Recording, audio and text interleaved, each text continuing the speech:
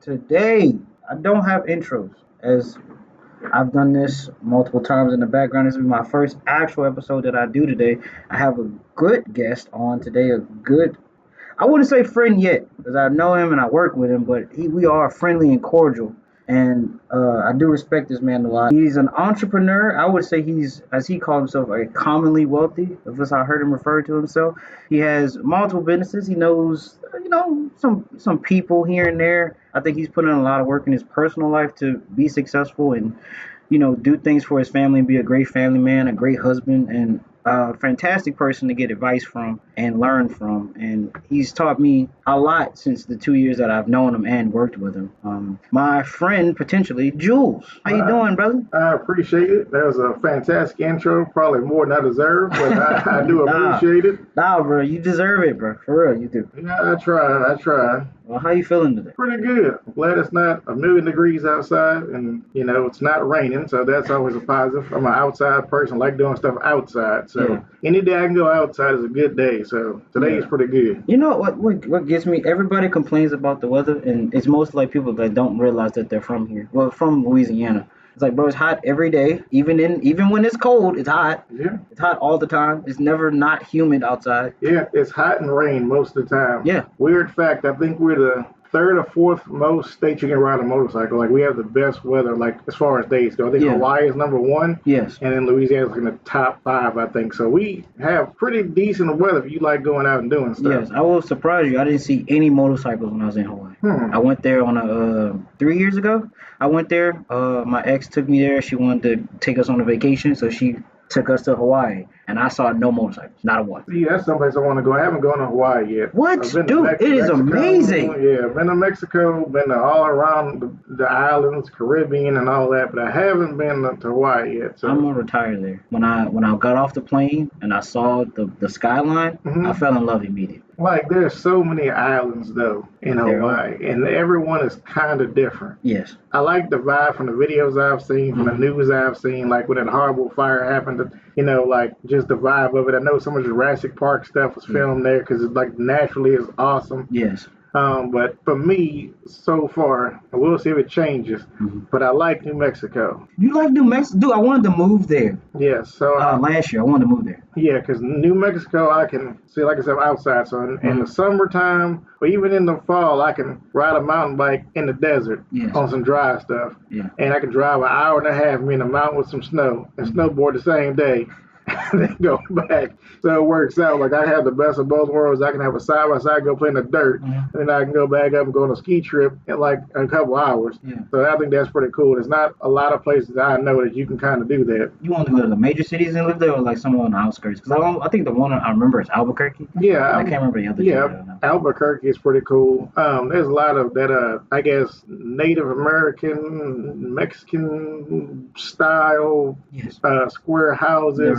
I forget what the technical term is. And when we went, there's some kind of holiday that they have where they actually put out candles in bags, and all the houses and the fences have candles in like brown paper bags. I'm sure it's lights now, but the whole thing is this is a cool vibe or whatever. So I thought that was pretty cool. Like a ceremony type deal, or just? I don't know which holiday it is. I'd have to look it up, but there was tons of houses decorated that way where they just like put these paper bags, like brown small paper bags, and put a light in them. Yeah. It's like a soft glow, and they just put them around everywhere. So I was like, I thought it was pretty cool. Something I don't see here. No, you don't see that here a lot, and we have a big Mexican community, but it really isn't that big. Like, I see it, but it's not like a pronounced thing. Like places like that, Texas, New Mexico, New York, LA. Yeah, it's in pockets here. So it's not like in Texas, there's huge areas where it's almost its own little town with the whole kind of vibe, the stores, everything is kind of, in Spanish, all the text and everything is, there. And here, it's like small pockets of it. Yes, it is. When I was in Texas, I seen 3 restaurants inside of a gas station serving tacos. That is kind of wild. I'm so serious, bro. My brother didn't trust it. I was like, I was down. I'm like, cool. I'm ready for food poisoning. I'm good. I don't know if you realize, but there is a legit taco place right next to where we work at. It's in the Mexican market. I've been inside there. Okay, yeah, that they got. When you go in there and you see cow tongue tacos, you know it's pretty legit. Now I'm not eating it, but I know it's pretty legit Mexican food at that point. I had their tacos, and I think I had a burrito from there. Yeah. The burrito was good. It does not taste like Chipotle. No, and it does not taste like Isso's. No, it's not American Taco Bell tacos or whatever. No, it's very authentic.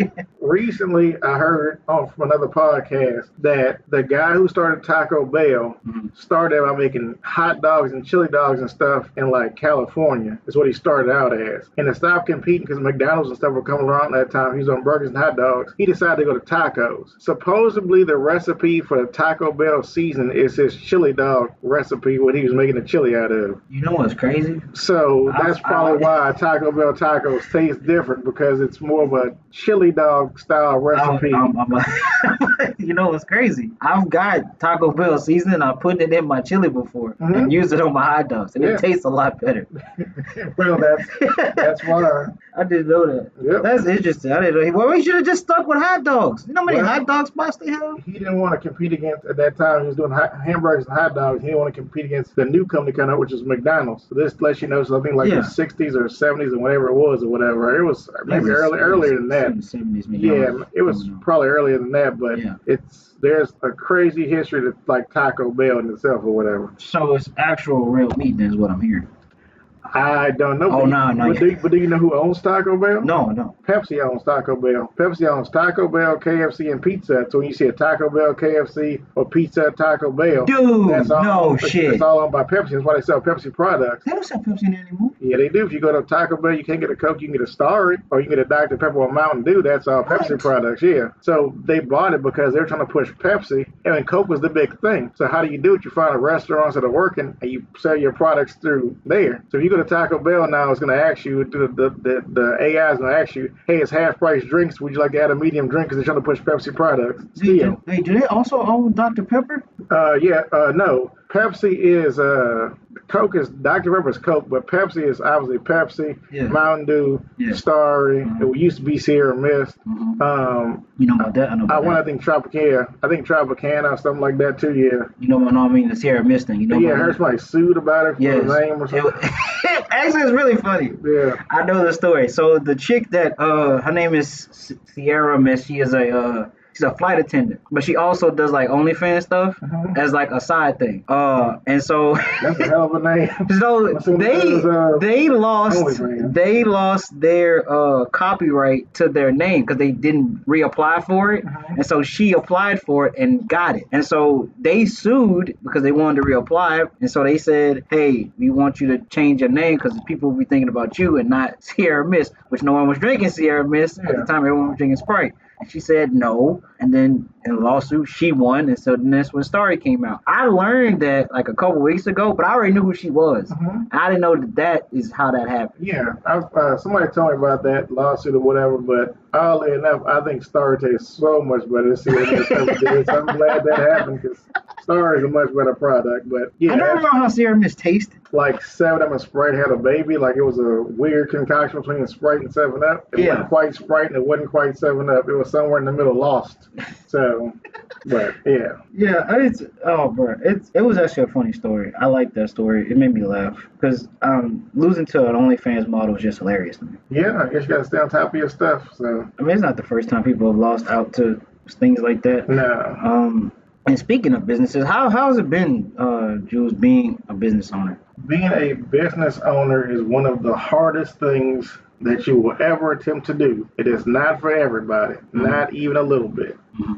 When things go great, you know it. When things go bad, you're the first person to know it. And you have to be able to deal with the highs and the lows. It's a roller coaster. Yeah. So some people can't deal with the losses that come from business. Yeah. And the bigger the business, the bigger the losses. Like numbers wise or whatever the case may be, it can be a lot. So I wouldn't advise everybody to try to do it. It's not for everyone. Yeah. Well, how long have you been doing it for? Okay, so my first business, I've had quite a few businesses, which you probably don't know half of them, but I've had quite a few. So probably around 16, I was in the cars. Didn't even have a license yet, but I was into like modification, customizing, car audio, all that good stuff. So I reached out to a company, and actually I looked online. It was like $100 to get a business license or something like that. You just looked up a company? Well, I looked up a company that sold products wholesale. What I was trying to do, which was like the car audio performance stuff. Okay. In order to get the catalog, you had to be a business. So went downtown and applied for the business license, which I'm pretty sure you don't ever get denied. It's like $100, maybe $60, whatever it was. So I did that, got the catalog, and then I realized I could order stuff at wholesale prices. So people that I knew around the neighborhood that I would, whatever, I would order products for them. So I started doing that. And I want to say around 18 is when we got a physical location. Me and my girlfriend at the time decided to start a company. She was in a car accident and had cash. So instead of just sitting in the bank, she decided to invest, and we went in and started this business. And so, yeah, that's what we did. So we sold car audio performance products back in the day before, like when the Fast and Furious was first starting, kind of even before the first one came out, we were doing all that stuff. And then when those movies came out, it just boosted the business more. So we did a lot of import stuff, turbos and the Honda, stereo system in the old school, the colors and caprice everybody had. So we did all that kind of stuff. We did pretty good. She was an accounting major, and like I said, she is probably like a legit genius as far as stuff goes. So I think she graduated with her master's degree at like 18 or 19 from LSU in accounting. So she was, I think, 15 or 16, probably taking almost her college class, pre-college class at the same time. I feel inadequate. I mean, just because you're a book smart person don't make you a good person. I'll just put it that way.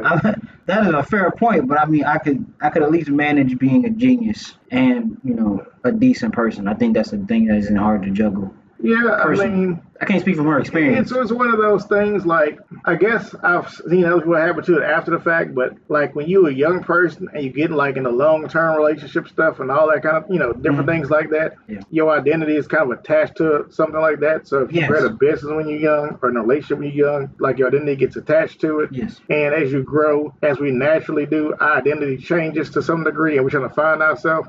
And so you have to find a way to kind of separate yourself from that identity. That's like some actors, they won't take certain roles because they feel like it ties them into that genre, and they can only ever be a police officer, or they can only ever be a drug dealer, or they can only ever be a funny guy, or whatever. So they try not to, even though they keep getting cast in those roles and getting offered parts, they don't take them because they don't want to just be that funny guy. And I think for people, it's the same way relationship and business.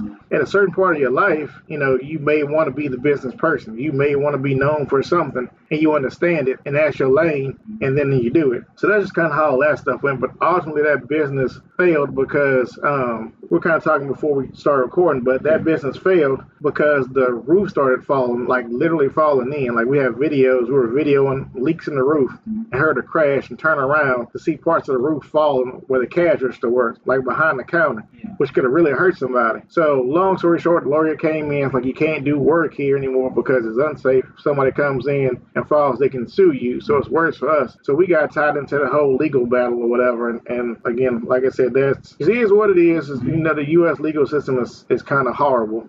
So we were in maybe like 4 or 5 years tied up in the lawsuit behind this building. So anyway, like I said, kind of earlier, I took the product, started trying to sell it through other means, like other markets, other ways of doing it, and just couldn't get traction because like location. We were on a main street.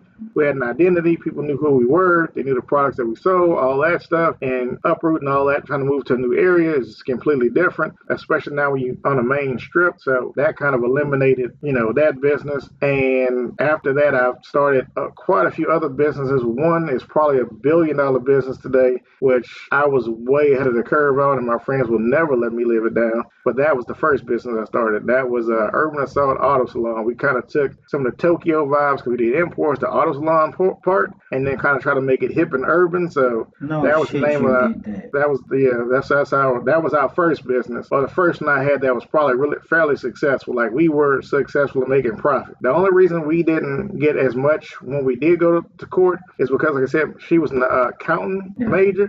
And we in business, most of the government doesn't really expect you to make profit the first couple of years. So we were making a profit, but we take a lot of the profit and put back into equipment, and you can write that equipment off for taxes. So we pay less taxes, but we got more equipment.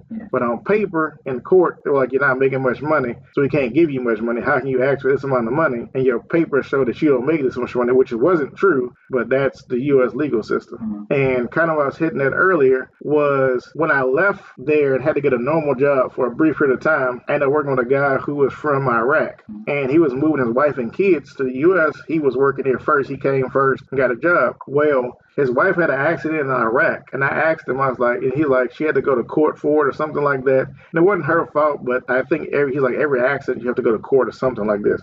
So I was like, that's different. So I was like, well, how long, how long does it take? He said, oh, it's tomorrow. It's like the next day, like their court system over there, which is crazy because you think Iraq would be like this third world country and not organized. Yeah. But they're like within 2 days of an accident, you're in court and getting everything settled.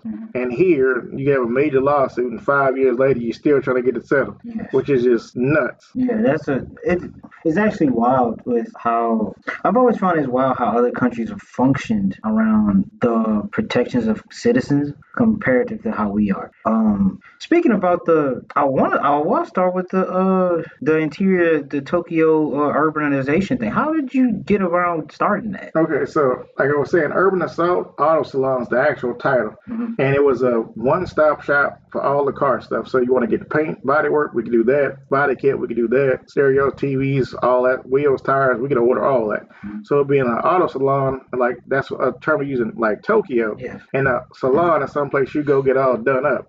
So that's where we got that from. And then the other part is kind of trying to think of an edgy name for the beginning. So Urban Assault was just something I don't even know where we came up with it. I don't remember. It's been so long now, but that was our name. So our sign was pretty cool. It's like the yellow diamond street sign. Yes. But it was like a crosshair, like bullet holes in it. It's an Urban Assault. Yeah. And that was just our thing. So it was kind of, graphics on cars and all that kind of stuff. It was kind of catchy. Well, I wouldn't beat you down about not being able to go fully through with it.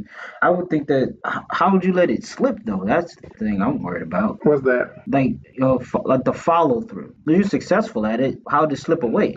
Well, like I was saying, the building that we were in is in a major street here, and I think the rent at the time was like $800 a month, which is like super crazy cheap. We had like a 2.5-inch car garage in the back of the building. We had a fair decent space in the front. We had a little speaker room. You go in and test the speakers. We had a glass counter in there that had like some of the more high-end stuff. Then we had stuff on the wall. Like you can't get a decent apartment now for like $800 or whatever. So we were in a decent area already. Yeah. Well, I'm not gonna say we were in a decent area, but the area was okay, but the rent was fantastic for the amount of money we brought in. So once you sold a couple products or did a full car or something like that, it pretty much paid the rent for the month. And the thing when you do stuff like that, there's labor involved. So I did the labor. She handled all the books. I did all the labor. So I would give half the labor back to the business. Then I would take half the labor for my work too. So a way for me to get paid, partially through the business, was the labor part, and I didn't have to get a bunch of money from the product. Then she would get paid from products and all the bills and stuff get paid, and we have savings and stuff like that. So it worked out. But when it started crumbling, we found a building, but it wasn't on the main street, and then it needed work. It needed burglar bars. Like I said, the location was okay. It wasn't great. If you got a lot of product, you don't want to just put them in there where somebody just bash through the window and grab all your stuff.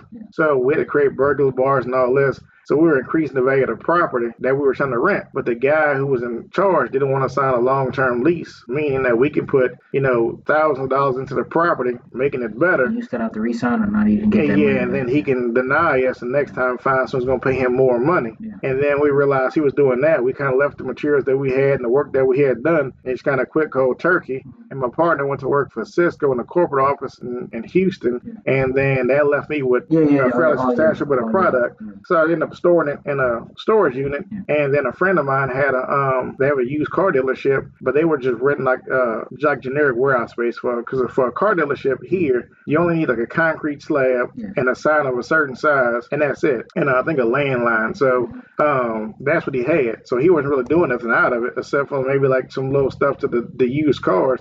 So he was like, man, just come over here and do it. So we put a sign in the front, but it's so ducked off in this industrial area that we can never get traction. I don't think we had one person ever come back to even looking for it.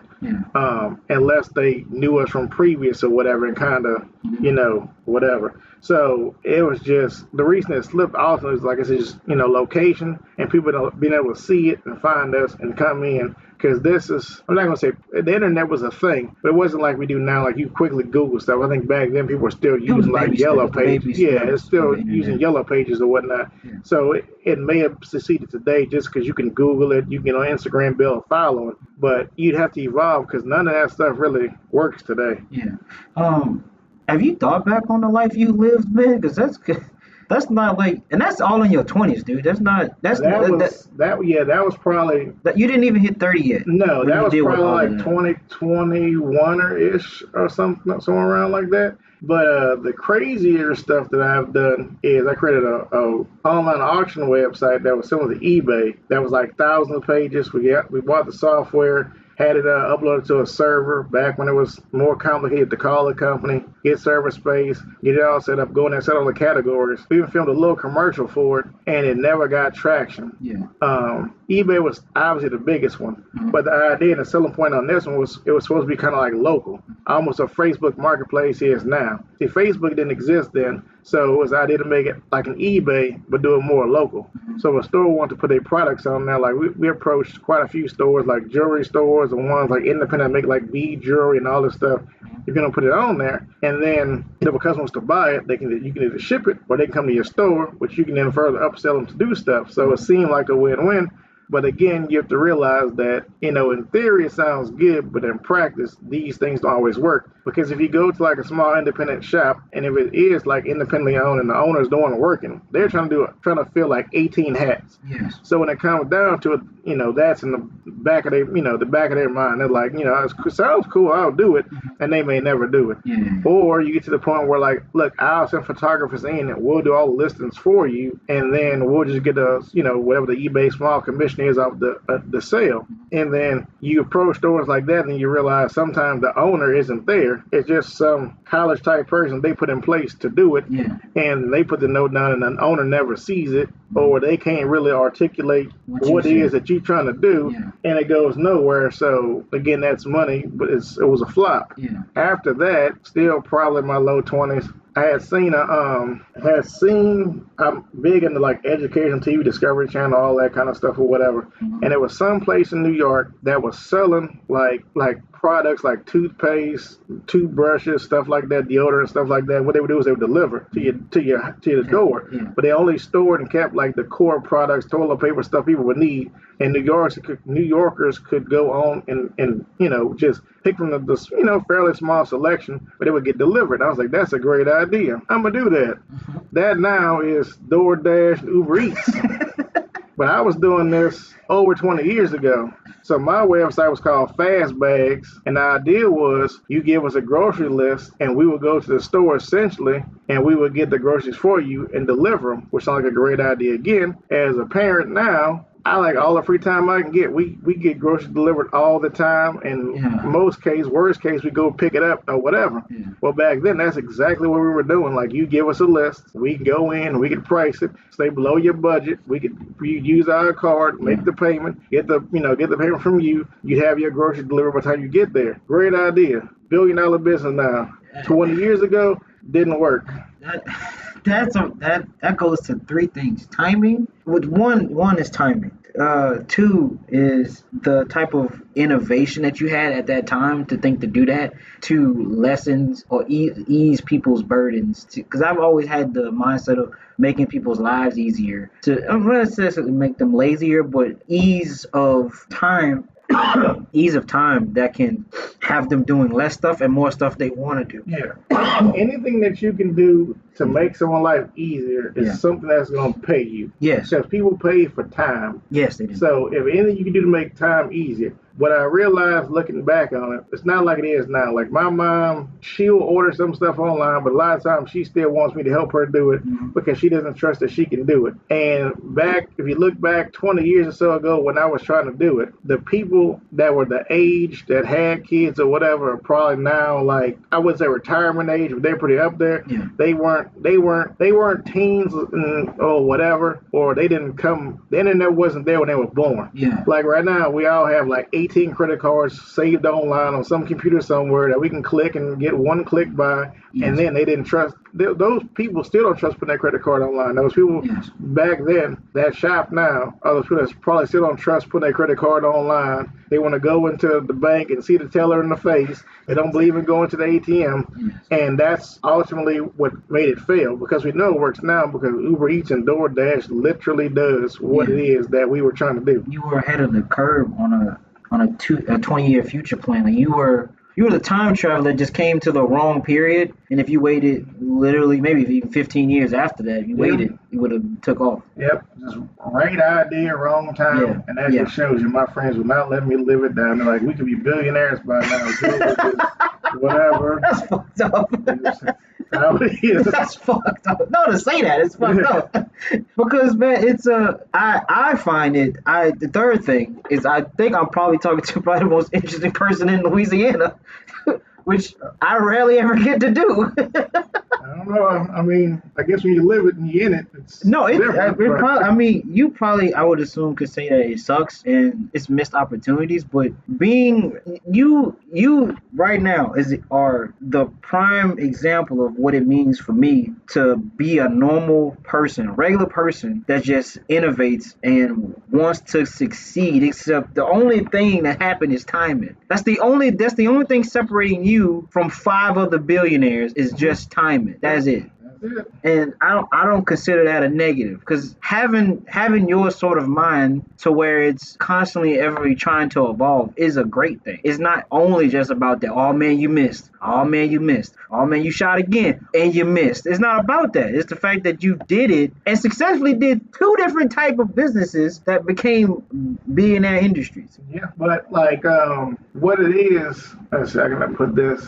It's just 1 out of 10 businesses succeed, so you have to do 10 businesses. And if it don't work, you do 20, and maybe you get 2 in a row. It's all a numbers game, right? Statistically, I think it's 2 out of 10 or 1 out of 10. So what it is I tell people all the time, like, okay, the first thing doesn't work, do something else, because if you keep doing it and you actually try to do it, there's a high probability that 1 or 2 out of those 10 things that you try is going to be successful. If you do one and stop, then you know, can't control which one works. No, it's like the Wayne Gretzky thing. You miss 100% of the shots you don't take, and so you got to take shots. And like I said, the thing is, when it comes to business, when you play big, you can lose big. When you play small, you can win small or you can lose small. And it just all depends on where your comfort level is. And like I said, there's some people that, you know, like I said, it's not for them. They're not mentally capable of dealing with the swings, or emotionally can deal with the swings that come with it. You remember, I don't know if you've seen that movie, Lottery Ticket, before. Yeah, a long time ago. Yes, so when I watched that movie, that scene still plays in my head, and it also happened in Atlanta in that show, where they're talking about money and they're talking about investments and they're talking about like not being poor. And the common thing is, and it's still a common thing, is like, I want money right now. I can't wait for opportunity to show up. I can't wait for change to come. That doesn't help me right now. No, I mean, I've been in a position like that, and I'm still kind of like that in the sense that, like, I want stuff to happen like now. Like, if I do something now, like, I want it to work now. I want to know that it's working now. I don't want to put in X amount of time and wait for it to work. But in reality, the long game sometimes, in hindsight, works a lot of times because you can grow slow. So what I tell people now is to grow slow. It's better to start off small and grow slow instead of growing too big. Like my last business is the prime example of growing too big, too fast. And that's what ultimately made that one fail. I think a big part is because we grew way too fast, way too quick. And that stung. I think in 2024, the one of my accounts, I think it was $750,000 went through my account. and we have damn near nothing to show for it right now because of the growing that we did, and that was renting cars. Yeah. And you have to know. So one of the best things, if you want to be in business, one of the best things you can invest in is yourself and learning stuff. Yes. So many people don't want to pay for education. They won't pay $1,000 for a coaching. They won't pay $2 for a coaching. Some people won't buy a $20 book. But what people don't realize, you're going to pay for your education one way or another. You're going to either pay somebody to learn it, or life is going to charge you that in the streets. You're going to pay for that lesson, whether you want to or not. I would say go ahead and just pay it up front and reduce the stress. Bite the bullet. Get the credit card, do whatever you got to do, get the lessons, get the coachings, read the books, put in the time, do the research, and then go after it. Or you can take those credit cards and invest in product or whatever. And then when you get out there and it doesn't sell, and you're stuck with tons of product or whatever it is that you did, then hindsight 2020 is going to teach you that lesson that somebody could have taught you from whatever. So I can teach people a lot of stuff from doing stuff the hard way, and that's what we pay for. I tell my partner all the time, like, we pay for a lesson. We pay for an education. Whether we wanted to or not, we pay for an education. That goes into one of my questions. What does it take to be a good business owner? I think there's more than one way to be a good business owner. From your experience, what do you think that it takes? Well, that's what I'm saying. From my experience, like there's multiple ways to look at it. There's some people that legit want to help people, and they good business owners because they try to help people. When you try to help people, you have to be aware and hyper alert when you're being helpful and when you're being used or whatever. So there's that. There's also some people that just a-holes. They just cutthroat and, okay, I realize your grandmama died and your mama died in a car accident or whatever, but my rent due and eat my rent or whatever. And it's hard to argue that person not successful. You can look at the amount of money they make or whatever and be like, he's successful, but that doesn't make him a good person. And you can have somebody who's legitimately good, like for instance the guy who owns Hobby Lobby. I want to say half of their profits every year gets donated. Every year. He just makes that back in taxes? Yes. So it's a pretty slick thing that he does, but I'd say about maybe 30% of it actually goes to just like charities and all kind of stuff or whatever. 20% goes probably to religious artifacts that go to a museum, which is even slicker because he owns the museum. So he's a tax write-off by donating stuff that his company buys to himself that he still controls, which is slick as hell. And then he also pays his employees, I think starting wage at Hobby Lobby is something like $20 an hour, which is high for what they do. And then they're off on Sundays. Which is so it's hard. Yeah, it's hard to say that he's not a good business owner. Or whatever. But he's completely different than the guys like, oh, your puppy died and all that kind of stuff and whatever. Okay, throw it in the bag. Let's go. I need my money. I still need you to buy this $5,000 gravestone for your dog. Yeah. Like I said, so what makes a good business owner? It's a gradient. It's not one thing. You can be an a-hole and be successful in business. I think our president is a prime example. I don't think he's a good business person, but he knows how to manipulate the system. And I don't think he's necessarily a good person. I don't think he's either. But then he hasn't had a successful business, and all he does is fail. But then there's, like I said, there's other people that legitimately care about the people that work for them and are successful business people. Yes. And so, what motivates you to keep striving for success? I would say that the want to have more and be better and do better for my family and myself too.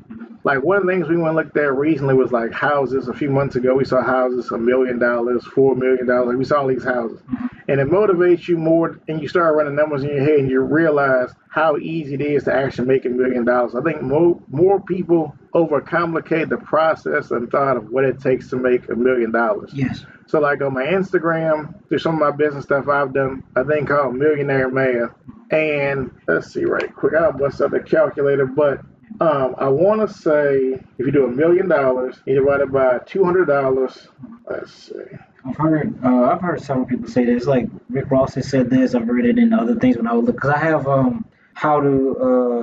I have like 3 books about getting rich and getting wealthy. And the consensus is it only takes technically 5 years, and you have to include sacrifices in that. Yeah. So $1 million divided by $200 is 5,000 products. So can you create a product that you can sell for $200 and sell 5,000 of them? And like you said, if you want to do it over a 5-year period, can you do it? So it becomes like so you start thinking, what can I do to generate that amount of money consistently? So if you broke down the 5,000 products by 12 months, that's 416 products a month. So can you sell 416 products a month? Divide that by 7 days, so it's 50, 60 products a day. Yeah. So is there a product that you can come up with at $200 that you can sell 60 of a day that somebody be interested in? Yes. Or if you increase the price to $500, then you basically cutting that by more than half. So whereas you need 60, you probably need like 25 a day or something like that or whatever. Yes. So it's all just a numbers game. So what can you do to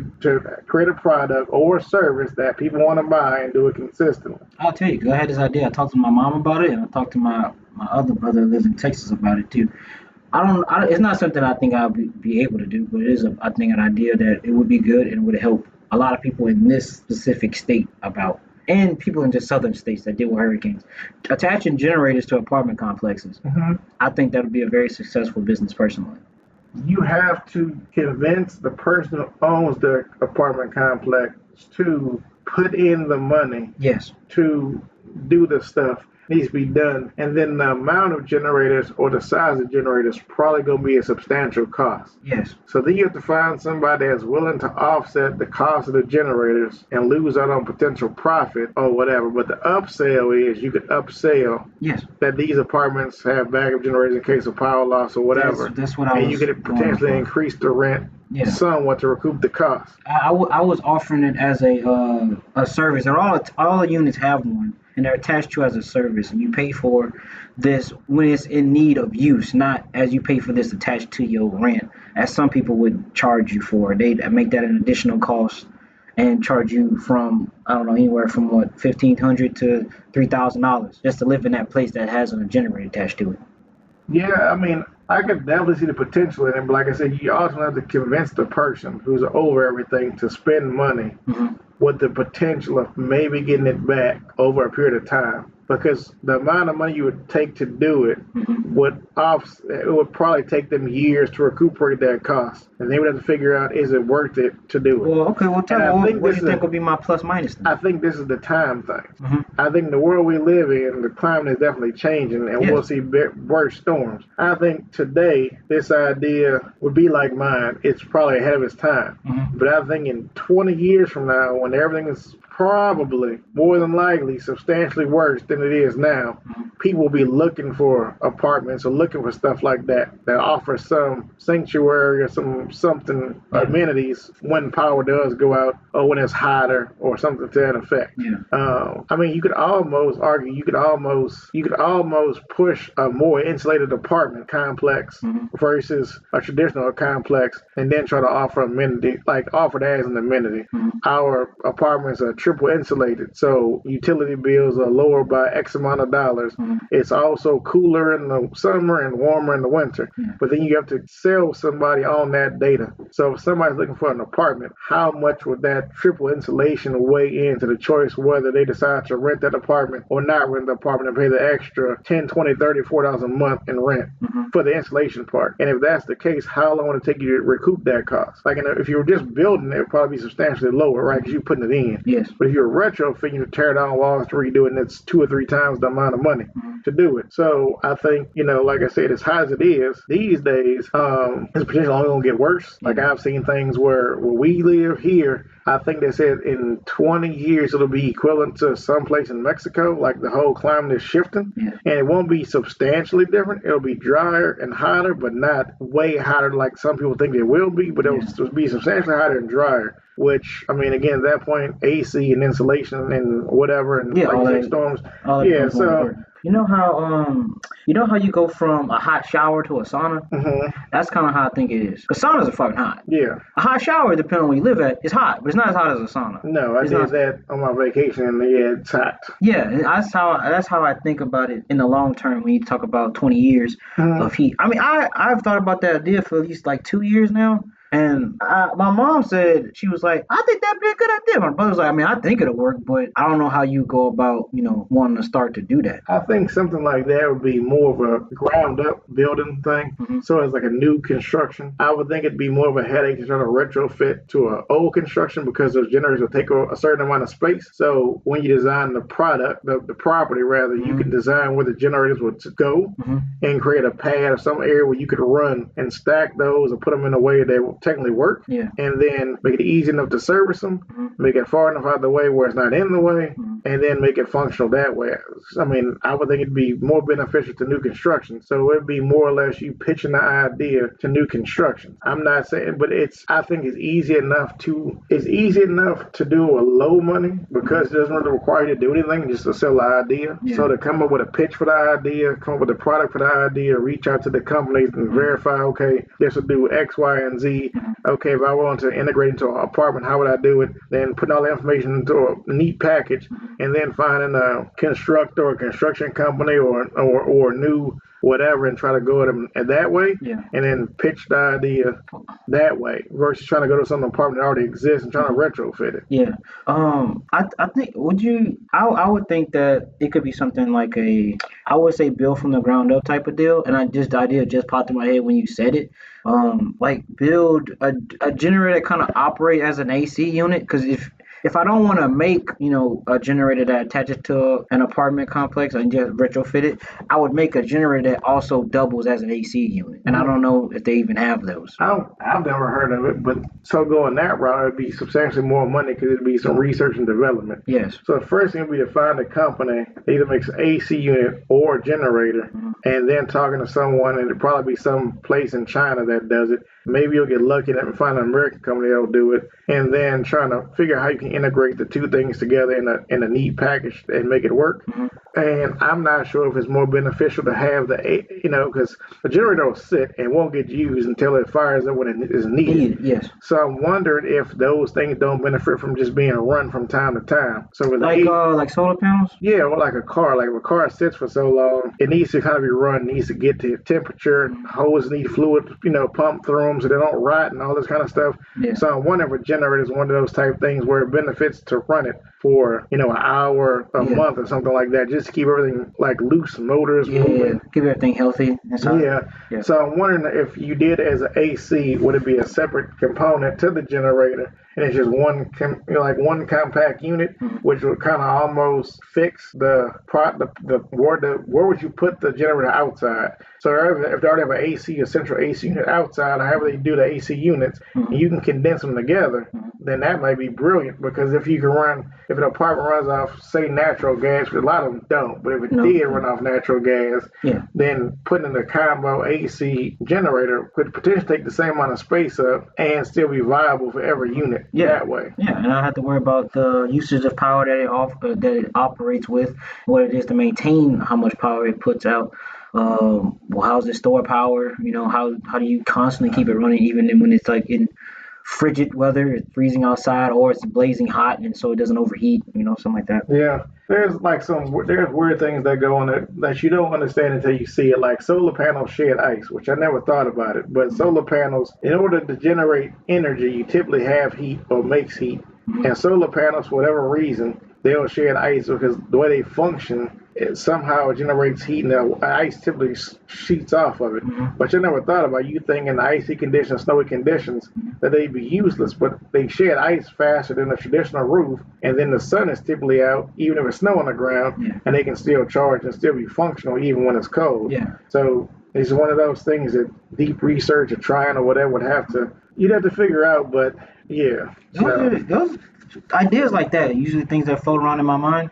I've asked people a lot of times, can I get paid for pitching people ideas, and they just pay me for my ideas? There's definitely ways to do it. How? I think we overcomplicate a lot of stuff that doesn't need to be overcomplicated. Like what? Like just in general, practically everything. If you think about like business in a sense or whatever, or you think about products that we do or whatever, a lot of times we try to overcomplicate it because we figure like more features is better, and more features aren't always better. They just want something that works. So You know what I'm saying? Like Yeah. let's make like a door stop, right? Yeah. We could put like a hook or something on the back of the door that's spring loaded. You do something, you press a little latch, you flip a lever, the door stays open, and then the person has to reach up there and do that, or you just give them a brick, and the brick works easy. You put it down and it works. So if I could buy a rubber door stop for 79 cents, or I can buy a hinge and a pivot that has a thing for $48, I'm gonna just buy the rubber door stop because it does the same thing and it's easier. Just slide into the door. I can tell my kid to slide into the door. I'm not overly complicating the process. So at 79 cents, that's $1. Maybe it costs 20 cents to make. How many of those can I make? How many of those can I put in the hardware store section of a grocery store and hang on the end cap? How many of those I can sell for 79 cents or 2-pack for $2 or whatever? So I'm 40 cents in the product, maybe another 40 cents into packaging and shipping, and then the store's gonna make a commission, so maybe make $1 off each pack. Yeah. So how many of those door stops, that's just a door stop, can I sell in a year or in a month worldwide or whatever? How many people have doors that need stops? You know, so it's one of those things is like I always look at the chip bag, like the little clips with the chip bag. Yeah. Those things gotta cost like 5 cents to make for a bag of chips, like in bulk. Yes. And how many people have the actual product of chips going bad and eat these little clips? So you put them right next to the chips, and all you do is watch money roll in from your cheap made chips clips because they work. It's a numbers game.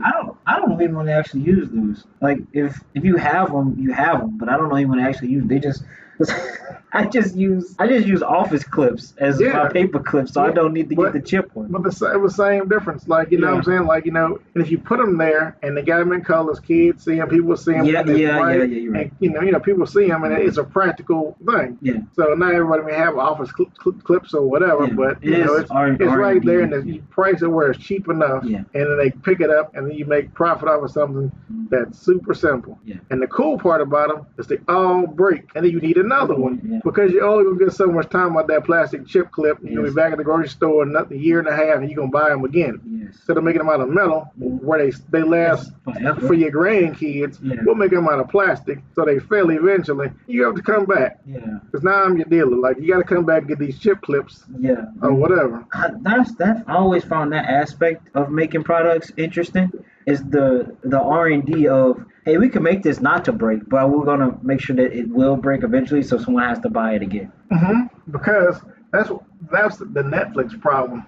The Netflix problem is when Netflix first came out, they was like share your password, whatever, it didn't matter. And it was so much, I forget what award show was on, but somebody like shared their network's password or whatever. And Netflix was completely cool with it because the market wasn't saturated. Yeah. But it got to the point where everybody who wanted Netflix had Netflix. Because someone else had Netflix. Yeah. So it got to the point where saturated, they weren't getting enough new people. So now we got to cut off this password sharing because we know you watch Netflix. Yeah. 4 people watch Netflix in your account and they don't live in your state. Yeah. So this is not you. Or your country. Yes.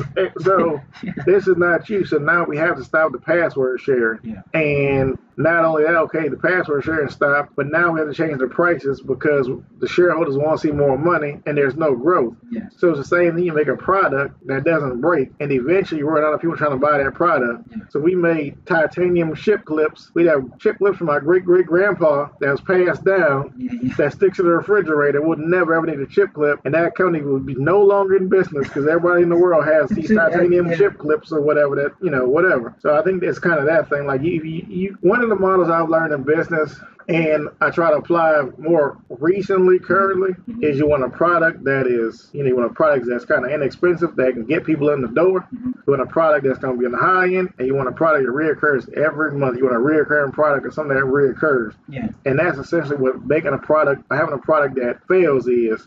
I don't think they bake in the failure necessarily, but they just don't put in as much money as they could to make sure it's not going to fail. Yeah. I don't think that's the world we live in. Like, washers and dryers or whatever, those things are tanks. You can drive out of a plane, it still works. Yeah. New one you buy, you wash clothes twice and something breaks, you got to call our repair guy. It doesn't work. Yeah. So I think that's kind of what it is. I think beneficial if a person's trying to potentially get wealthy today, I think we'll look at a 3-tier system. Potentially, if you know what they're doing, they want a cheaper product, more expensive product, recurring product. Mm-hmm. Your idea would be inexpensive, compact AC generator, cheap. Yes.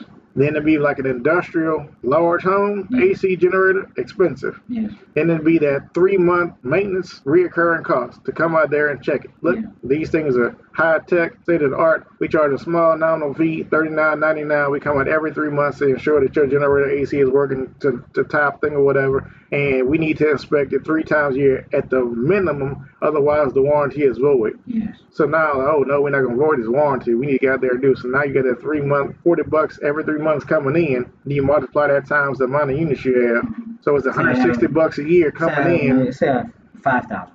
Yeah, so that's $4 it's $160 a year just going out there looking and be like, still works. Yeah. And that, so that'd be a reoccurring product. And you'd assume or you'd hope that a vast majority of your product does not have defects for the first year, 2 or 3, whatever. So that's $160 per unit per 5,000 units. That's just free money. Yeah. So. Well, see, this is why OnlyFans girls are famous. They have all 3 tiers of what you just described. Mm-hmm. They have their low stuff, which is free, which is Instagram or whatever picture site they use. Then they have the OnlyFans. They have tier 1, which is buy, just access. Then they have 3rd tier, which is premium everything and stuff is tailored for you. And it's reoccurring money. Yep. And the crazy part is they learn that from business because a lot of times that's how we work. Like I have books. I have 17 or 18 books now that's on Amazon for business. So I have that. So if you want to get the books, you can get the books for 2 of your books. One of them is one of that sells a lot is Teenage Entrepreneurship Handbook. I sell a ton of those books, and the newest book I just did was about basically wasting time, trying to use your time wisely or whatever. So they're all pretty much business based stuff. How to be a better public speaker, how to find like customers and retain customers, how to market a product, like different stuff like that or whatever. The most expensive one's like $140, and that's the Entrepreneurship Handbook. It's like a thick book. We have a worksheet in the back, and that's $140 on Amazon. And I've sold those like in Australia and other places too. So I sell them like multiple countries. But the idea is the same. The idea would be the cheaper product gets you in the door, and that gets your foot wet, and like, okay, I like what he's doing. And the next product up would be like the school thing I do, which would be like your monthly reoccurring. I'm going to join his school thing and see what kind of content I can get. I can communicate and all this kind of stuff with him. Then the higher tier stuff would be more like the actual coaching stuff. But like I want some one-on-one time like we doing now. Like I want to talk to him for like an hour and pick his brain. Okay, well that's $200, $300, $400, $600, whatever it is for that 2 hours. And the whole idea is I have to give you, if I'm doing it right, if you giving me $1,000, I need to give you $10,000 worth of information. I need to give you more value than you're giving me. And when you provide somebody more value than they're giving you and they can see it, then of course they're gonna come back. So if you paying me $10 to wash your car is fantastically washed, you're gonna keep coming back because I'm giving you way more value than the $10 charge to wash the car, whatever the case may be. So for my stuff, a lot of the product levels go like that. And a lot of entrepreneurships and coaches, you'll see that they have books first, and hopefully the idea is you can apply stuff from the book to increase the money you make, and that money you make you can use to get to the next level, and that next level may be the monthly subscription thing. And then between those two things, hopefully if you follow directions, you'll get to the next level, which will be that coaching, and that's when the higher level stuff come in. You want a specific course, that course is $2,000, $5,000 or whatever, or you want the one-on-one coaching, or you want to join a mentorship program, and that's how those tiers go up. But the idea is you got to find your audience that you're trying to sell to at the beginning, because it's, like I said, it's so hard to find people. There's a lot of us, they'll say they want to do something, and mentally they want to do it, but physically they won't do it. So one of the worst things you can do is give away something for free. Because when you give someone something for free, it has no sting, there's no skin in the game. But if you charge for it, they'll use it. So a prime example is, I don't know if you know who Jim Rohn is. Jim Rohn? Yeah, Jim Rohn, ROHN. You should watch his videos. Fantastic dude. He's passed away now, whatever, but he did like a lot of kind of like motivational type speaking, but there's a lot of business stuff too. So he was saying his uncle wanted to come see him talk one time, and I think he said at the time it was like $100 or $1,000, whatever it was, and he didn't give them tickets. He charged them for it, and they were mad. Like, why is he? How dare he charge us or whatever? And because he charged them and they paid after they finished, they was like, well, we paid for it, we gonna use it, and they used it, and their financial situation got substantially better. But they used it because they paid paid for it. Like, you pay for something. Like, I'm gonna use it. I paid for this thing. Yeah. You don't do that. Oh, I got this free. I'm gonna use it. Like, I got it free. If it expires, cool, whatever. I hate that does apply to me because That applies to most people. yeah. I don't say I hate it, because I have an Xbox, right, and I have a PlayStation. The PlayStation was a gift, but my brothers play on PlayStation, and I personally bought my Xbox, so I play my Xbox a lot. And so anytime they be like, "Yo, man, come get on the PlayStation, blah blah blah, play this," we like to share games and stuff, and I'm like, "Yeah, cool," but I spend more of my time on the thing that I bought than the thing that was given to me for free. Yeah. So It could be a coupon for a free burger, and you like, well, if I got time, I'll use it. And then like the date's coming, and you like, if I use this, cool, I didn't pay for it. But now you bought a coupon book for $30 of free burgers. You're gonna use that coupon book, cause you that same coupon, exact same coupon, but you paid $30 for a fundraiser. And like, look, y'all, we going to Burger King. I paid $30 these coupons. We go to Burger King. Yeah. We might do 4 orders. We all get free burgers because I bought this coupon book. Like, we have to use it. I do have some Subway coupons that someone gave me, and I used it once, and it was last week. Like, it's just baked into who we are. Like, if there's no skin in the game, there's no sting, there's no motivation to do stuff, human beings typically just don't do stuff. Yeah. There has to be some kind of pain in it. Man, you're good, bro. That's my next question. What determines you? Like, what not determines? What motivates you? What keeps you motivated? Motivates. I mean, I guess I can say the pain is what motivates people. Like, no, you. What motivates you? Same as I'm human. Yeah. The pain of something. Like, so the house we stay in now is a family-owned home, and it's my great uncle's house. Okay. And it was 2 of them. They didn't have any kids, and they didn't live in 2025 when we have a bunch of stuff. They didn't have a bunch of stuff. So now we don't have room for the stuff that we have. Like, whatever the comedian was, I think which comedian was, like, Americans have stuff. We have so much stuff. We buy an extra house to put in the backyard for our stuff, and then we run out of stuff. We rent a space to put our stuff. So we have stuff, and it has value to us. And there's so much stuff that we can't use stuff that we have because there's other stuff in front of that stuff. Yeah. So, like, we need space. So it's the pain of not being able to use the things that I have or to move the way I want to move that motivates me to, okay, I'm to the point now, like, okay, it's way past due. We need more space. And if we're going to get more space, I'd rather get nice space in a nice area and get something either built or something that I want. So the motivation is like going out, looking at houses, $1 million houses, multi-million-dollar houses, and like, okay, this is real. This is tangible. We can touch it. It exists here. 10 minutes away from where we stay now. We can do it. Now it becomes a numbers game and throwing out ideas and seeing what sticks and going after it. And that's my motivation, like pain, like anybody else. Like, there's got to be some kind of pain to it. Yes. So, well, is any personal heroes that also inspires your motivation to do that? Like, people I know personally or just like in general? It could be both, man. Like, whoever has inspired you, rather directly or indirectly. I wouldn't say like at a higher level there's people that I learn a lot of stuff from. And I'll say there are mentors, but it's still, like I said, like through reading books and stuff like that. Because I don't know many people. Well, I've met people since I started doing what I do now. But initially, it's just reading books and using those people as mentors. Like Jim Rohn, like I said, is a fantastic thing. If you just listen to it every day, he's tons of videos on YouTube. Just listen to the conversations, and some of the stuff is like black and white because it's just Jim Rohn is old. Some is the old 80s grainy video or whatever. But there's so much content, like your mindset will change over time. And that's the easy way to say it's like somebody like him will do it. Like my wife listens to a lot of Myron Golden. He's out in Florida. He's still alive and kicking or whatever. And he'll tell you, like, he's taught people to make $1 million in a day, $1 million in a couple of hours, but you pay. Like, you go to him, he coaches you, you got to come out with the money. But his idea is if he teaches you to make $10 million, you should pay him $1 million. And that's the kind of stuff he does, high level coaching. So his thing is like he does a lot of free YouTube stuff, but then his books and those 2 things right there is designed to walk you into like the next thing, like the monthly thing. Then that's what should hopefully, if you one of the few that do what you're supposed to do, leads you into that private coaching that's multi-thousand up to $1 million or whatever, what he does. So it's people like that I watch that I know what I'm trying to do is possible. It's just getting to the point of suffering through the failures and to get to the point to get to where I'm trying to get to. Yeah. And it's a learning journey. You're always learning or whatever. And I'm to the point now where I can teach people a lot. But it's about finding the audience and that to teach and have them be willing to kick out the funds to, what I'm saying, to make it worth my time. Not saying people aren't worth it, but like you want to get paid for your time. Yes, you do. And like I said, we lost a pretty substantial amount of money from 2024, like just trying to keep stuff afloat.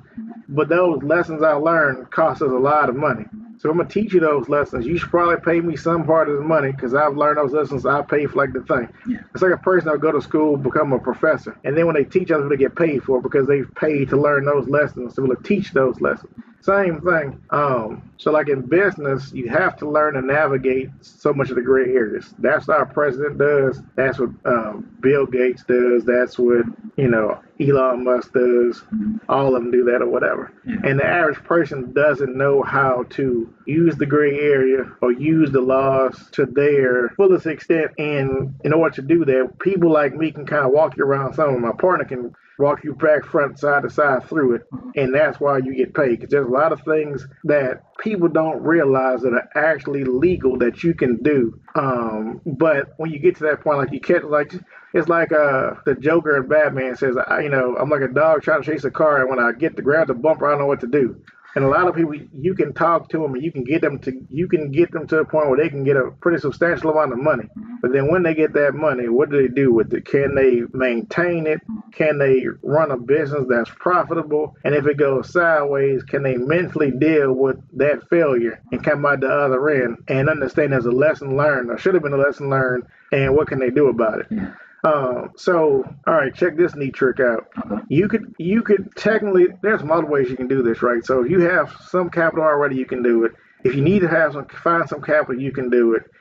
There's different ways you can do it. First, you can repair your credit. You can apply for some credit cards. You can get money off the credit cards or whatever. How many $1,000 you want. You can do it that way. People do it. There's different ways you can go about repairing your credit. But there's some kind of cool stuff you need to know that you can do. But you can do and get almost everything wiped out. Other things you can do, and this is a crazy play. So this is like some free game. Everybody's listening. But there's like the government doesn't. You can tell the government you made $3 million last year, and they gonna believe you. They don't want to see the books on how you did it. They just want you to do it. And now you have taxes you hadn't paid for $3 million. So what the government will do is say, hey, Contrell, you owe us tax on this $3 million. So they'll give you a number. So what the government you can do, you can set up a payment plan. That payment plan may be $2,000 a month. It might be whatever it is. So then what you do is you can take that thing, you write out your, you show how your business made $3 million. So you create your business account or whatever, do whatever you're going to do. You do say what you do. And you go to the bank and say, hey, look, I made $3 million last year. I got the paperwork from the government showing I made $3 million last year, whatever. Yeah. And this is my idea. This is what I do. And I'm trying to get a loan for whatever. Now the bank may look at you like, okay, well, he made $3 million last year, whatever. And now you're showing that right now, whatever your business is doing. And you're like, oh, I just need $100,000 or whatever because I want to buy some new equipment. And you ask quite a few banks, one of them will probably give in and give you the $100,000, and you haven't done nothing. You just told them you started a business, you made one product, you sold it to yourself or some other entity that you own for $3 million. The money never really transferred hands. The government says you owe us tax on some money. So now the government wants $200,000, $3,000 a month, but the bank just gave you $1,000, $200,000, whatever the bank gave you. So you take the $200,000, you pay your $2,000 a month to the government out of that money. Now you got money to play with to start your business.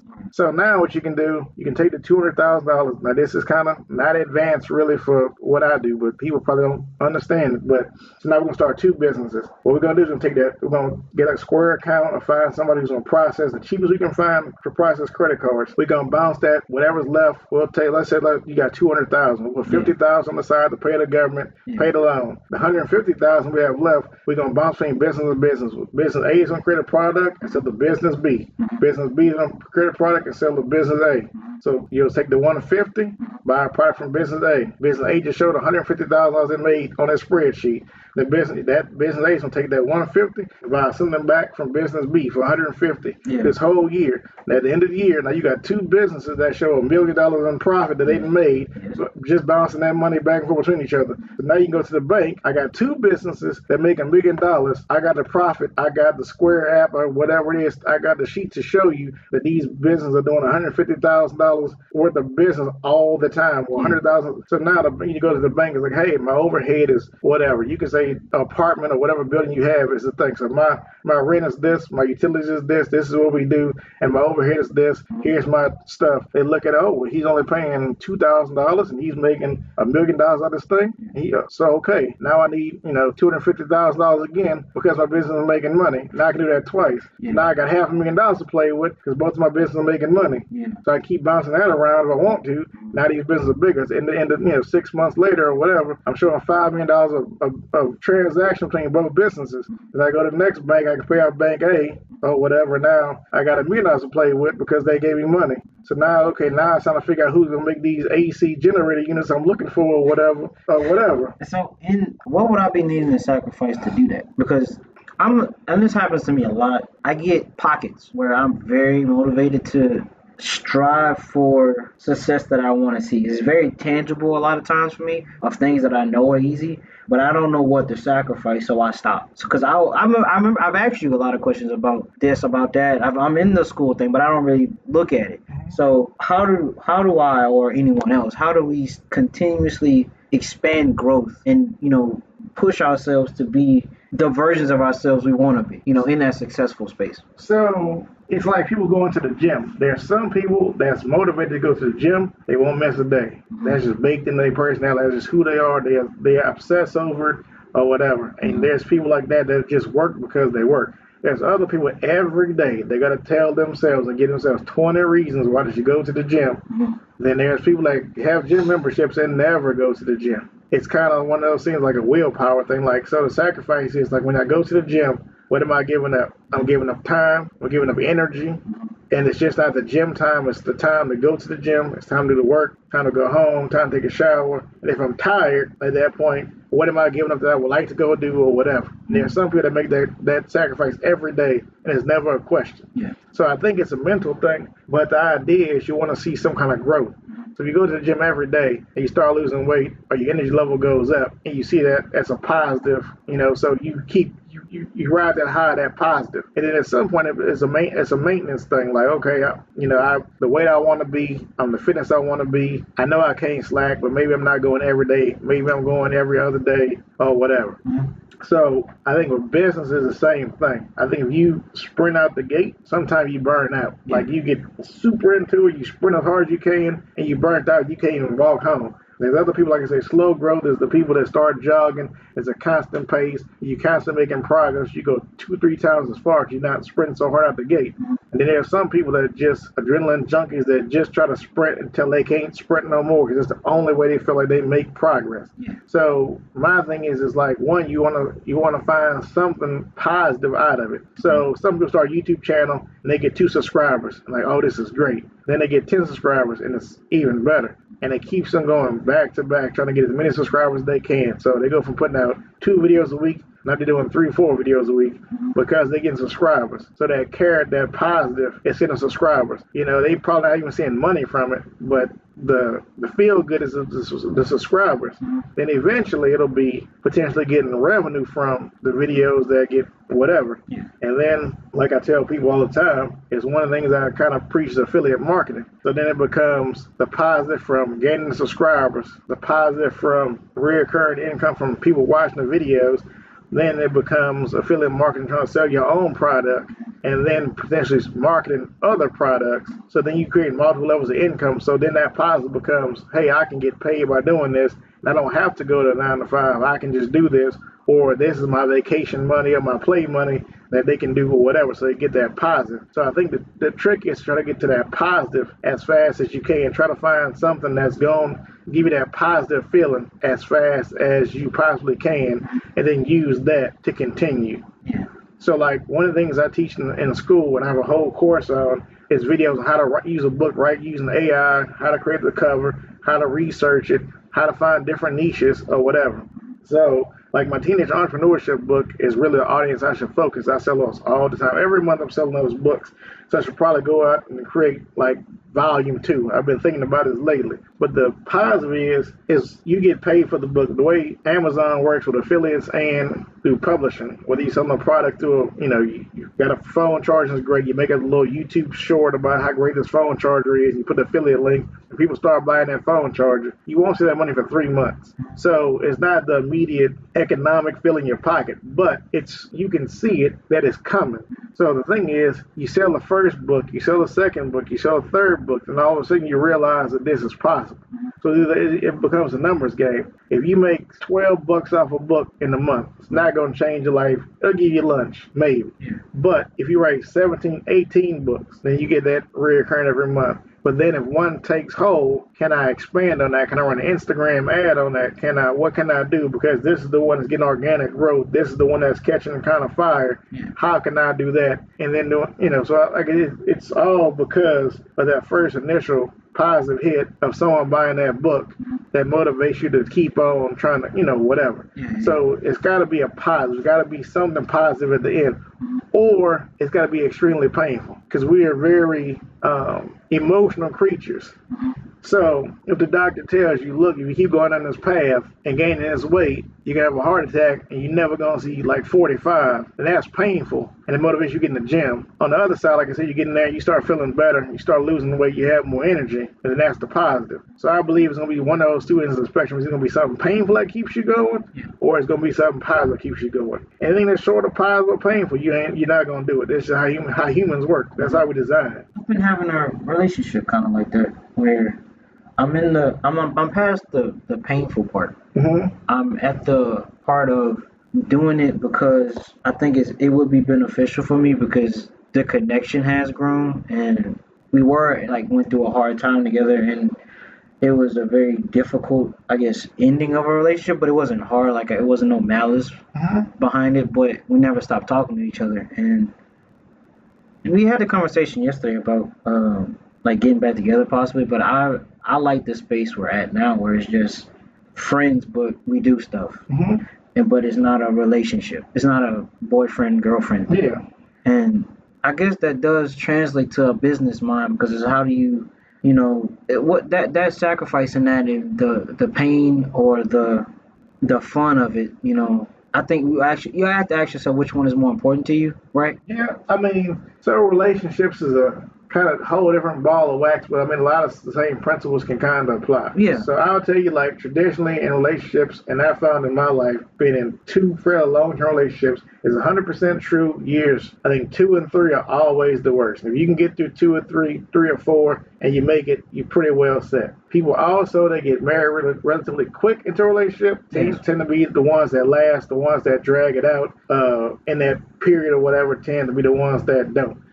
But the way you're talking about, so you have to weigh the benefits, the positives, like business, to weigh the positive and the negative of a thing. Because at the end of the day, it's a transaction, right? So the transactions, what is the net loss that you will get going to the whole deal?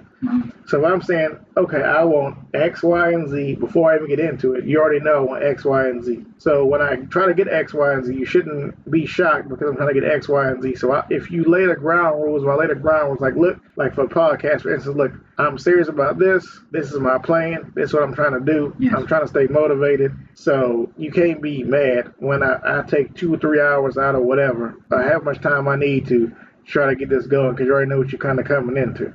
So if you come in and you say, well, I don't know what to tell you, like you can kind of kick rocks because we have already explained this.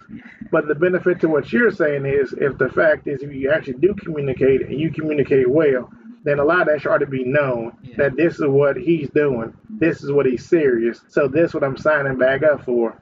And on the other hand, it should be the same with you. Like you should know from the past what didn't work. Has that been corrected? And this is what she has going on. So this is what I should expect.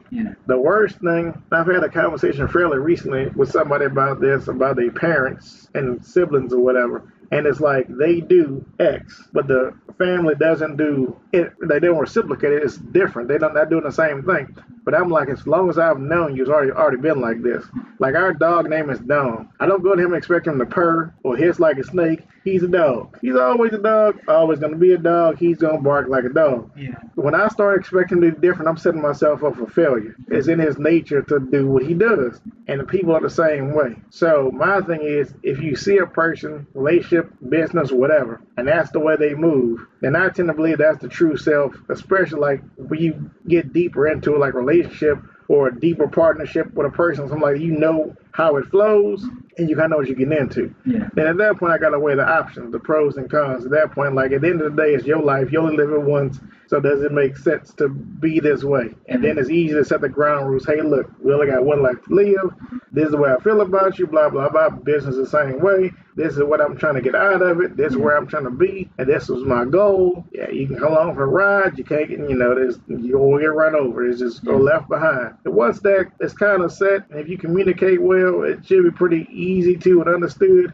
Then it makes it a lot easier to go into a relationship and whatever. Yeah. You know what I'm saying? So it's pros and cons to it, and it's the positive and negative. It's this thing versus the thing. I mean, it's probably not the most appropriate thing to say, but I think there's like two things on the planet that you can get for free if you ask enough, and that's water and that's ass. It's like if you ask enough people, someone's gonna give you some water and someone's gonna give you some ass. So it's like whatever. So I don't look at that as being like, okay, that's the positive. You gave me water. Like somebody else will give me water if I ask. So it's got to be something else to it than that. I have this thing of like that was very beautiful and thank you for that. I have this thing of like wall of motivation, and I was gonna ask you to give me a quote from my wall of motivation. You just gave me one. There's two things in this world that's free: water and ass. It's true. You ask enough people, somebody will give it to you. Yeah. One of those things. Yeah. Man, thank you, Jules. Yeah. Can't tie yourself to those things. But I think I'll start winding it down. But I wanted to say one last thing. I think that part has been beneficial for me doing that. I'm not gonna promise that I will be better after this conversation, but I will heed what you have told me because I know me having your time here is a valuable thing, and I want to value your time and try to reciprocate what you have told me and try to put forth my best effort to be a better version of myself and put my best financial foot forward because I have been wanting to change my financial situation and be more productive on that end. And I want to thank you for giving me your time and giving me this information. And I will try my best to use it and not just sit on it and just waste it away like it's nothing. Yeah, like what's the thing? Was it? Is it faith without actions is dead? Yes. So it's kind of the same thing. Like it doesn't matter how much information you have. If you don't apply it, it's wasted. So, like I said, the easy thing for you is you can kind of reach out to me, and then we can kind of work through stuff. But you're also in my school, so I can communicate through there. Yeah. And I'm kind of going what you're going through. Like I'm not getting the traction that I need to, but a part of it's me not putting myself out there, finding my audience. So I'm weighing the option of shutting that down because it's me putting in a lot of time and not seeing a lot of benefit out of it. And like I said, it's not even the financial part out of it, but it's not seeing a lot of people making progress. Yeah. So I've seen one person written a book, published a book, and she sold a few copies of the book already. And she started Instagram specifically around the book to push the book. So to her, it's not life-changing now, but she can say I'm a published author, which is, in a way, that positive. Yes. So for the rest of her life, she's now a published author. Yeah. And she sold books. For me, as I've published authors and sold books around the world, which is fantastic. It's not something I thought I would ever done. Yeah. So it's like, definitely take information, and like I said, it's better to walk and then run instead of running. Yeah. Take your time, think it out, and then go from there. Don't jump in head first. Sometimes the water's not deep enough. So, like I said, I'm always here if you need me for something business related or otherwise, just we can talk it out. And if we got time, we'll podcast it out, whatever. Yeah. I will eventually have you back on, Jules, and at that time, hopefully, I made some minor progress. And it was funny. I didn't know how I wanted to end this because I usually don't have endings for things after I finish conversations with people. But I think that having a conversation with probably the most interesting person in Louisiana has been very fun for me. and I very much appreciate it, man. I want to say thank you very much for doing this. Oh yeah, no problem. Great. I can't wait to come back, and I'm gonna hold you to it. I want to see something better than minimum. I can't promise you it's gonna be more than minimum. I cannot promise you that. It will be something. It will be something. And they got the whip. Come on, get it done. Oh, but thank you, man. Thank you again. All right, cool.